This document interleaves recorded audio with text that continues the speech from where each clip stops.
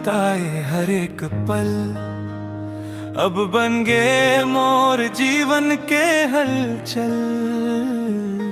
नजर मिलते ही दिल धड़के, तोर बिना मोर मन घबरा थे। धनिया के डोली मयाले भर गे, मोर सपना तोर संग जुड़ गे।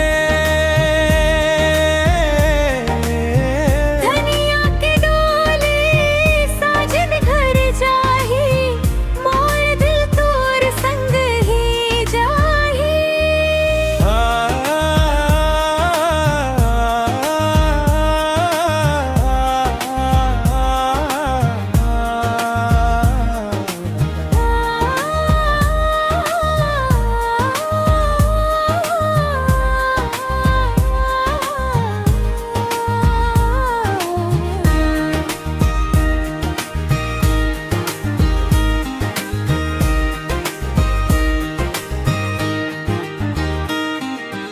आंगन मरोवत हसत सब लोग, माया के रंग न मरंगे हर संजो। तोर हाथ में मेहंदी नाम मोर लिखे, जन्म जन्म तक संग रही बोली थी।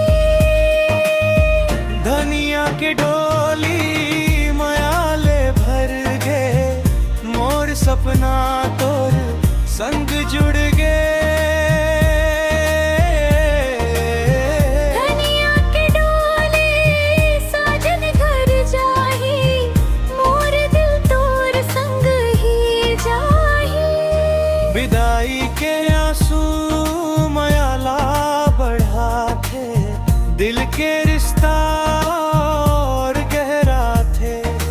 डोली में बैठ के मुस्कात रहे बे, मोरे दुआ हर पल संग रहबे।